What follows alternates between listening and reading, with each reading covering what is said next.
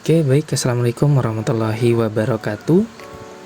Di sini saya ingin mempresentasikan materi relasi dan fungsi untuk memenuhi tugas 5 dari mata kuliah Matematika Diskrit kelas C, dosen pengampu Bapak Sumantri.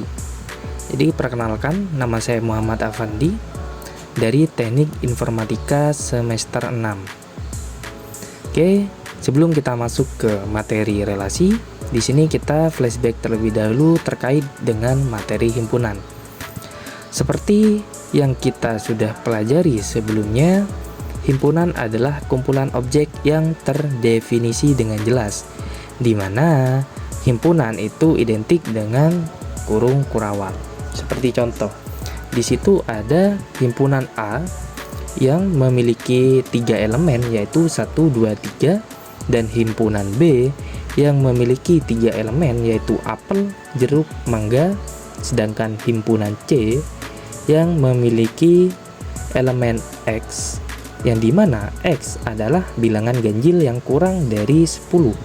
Maka himpunan C yaitu 1, 3, 5, 7, dan 9.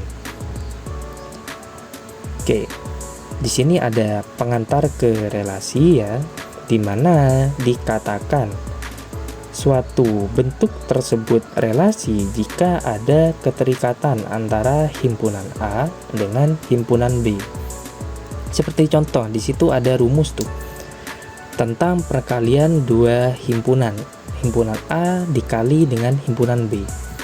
Maka akan menghasilkan 1X, 1Y, 2X, dan 2Y.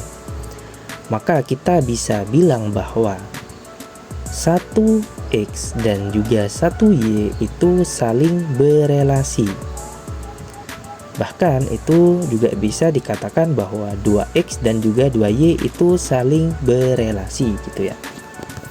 Oke, kita masuk ke pengertian relasi. Jadi relasi adalah hubungan antara suatu anggota himpunan dengan anggota himpunan lainnya, yang dimana himpunan A dan himpunan B dikatakan memiliki relasi jika ada anggota himpunan yang saling berpasangan. Seperti contoh, di situ ada himpunan A yang memiliki nilai nama yaitu Ani, Budi, dan Citra, dan himpunan B yang memiliki elemen kota Jakarta, Bandung. Dikatakan himpunan tersebut memiliki relasi jika himpunan tersebut keterikatan atau saling berpasangan. Seperti contoh di bawah itu ada Ani berpasangan dengan Jakarta, Budi berpasangan dengan Bandung. Seperti itu ya. Oke, kita masuk ke macam-macam relasi. Yang pertama di situ ada relasi refleksif, di mana relasi refleksif itu merupakan relasi yang berelasi dengan dirinya sendiri. Seperti contoh, di situ ada himpunan A yang bernilai 1, 2, dan 3. Dikatakan ini merupakan relasi refleksif jika ada nilai yang saling berelasi dengan dirinya sendiri, seperti 1, 1, 2, 2, dan 3, 3. Tidak dikatakan himpunan tersebut berelasi refleksif jikalau salah satunya hilang, seperti contoh di sini 3-3-nya hilang. Itu tidak bisa dikatakan relasi refleksif. Oke, lanjut ke relasi simetris.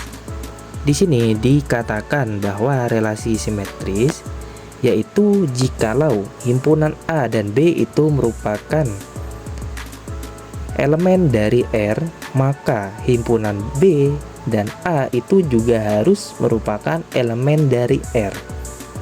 Seperti contoh, di situ kita memiliki dua himpunan A dan B yang masing-masing bernilai 1, 2, 5, 6. Maka dikatakan suatu himpunan tersebut relasi simetris jikalau himpunan tersebut saling mengisi.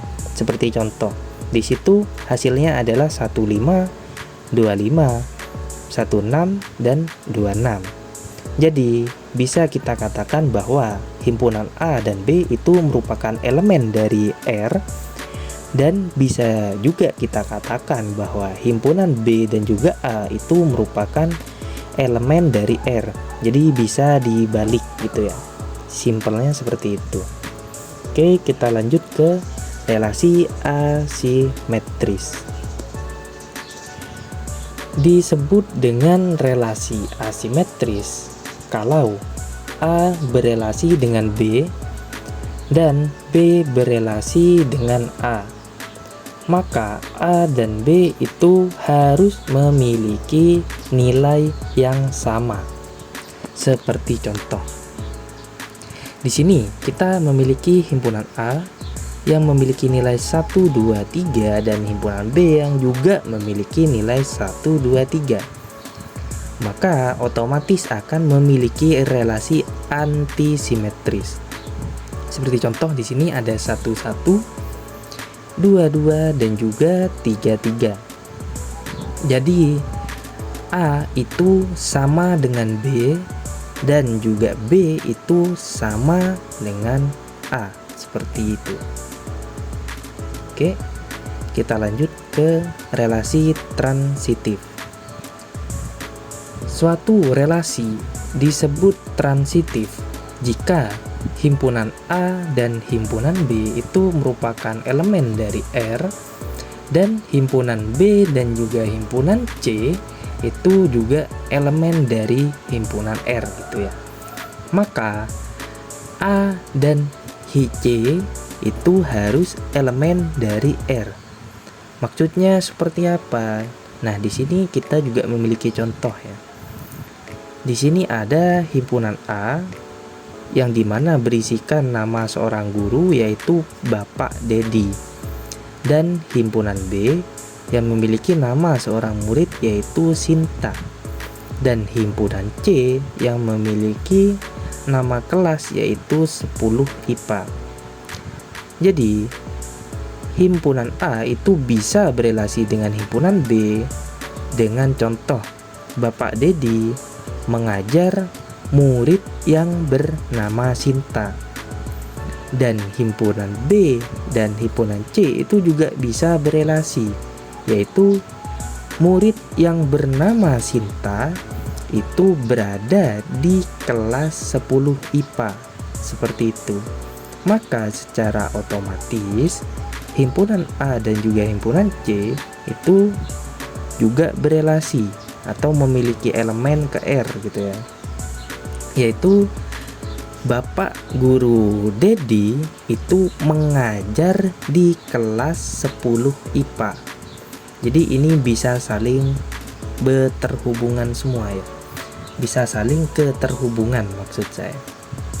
Jadi himpunan A dan juga himpunan C itu bisa menjadi elemen dari R. Pak Dedi mengajar di kelas 10 IPA. Seperti itu. Oke, di sini kita lanjut ke relasi ekivalen.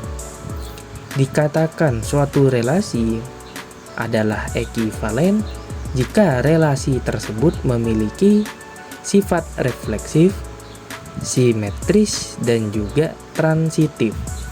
Seperti yang kita ketahui, ketiga sifat tersebut kita di sini bisa mengimplementasikannya ke dalam bentuk contoh.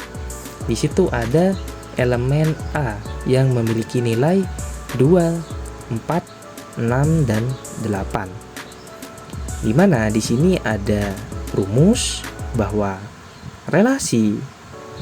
nilai dari relasi itu adalah nilai himpunan A yang dibagi atau dimodulus 2 yang memiliki hasil 0.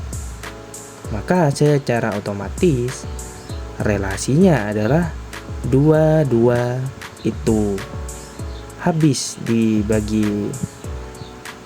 Jadi maksud saya di sini 2 dibagi dengan 2 itu adalah 0, maka masuk ke dalam relasi.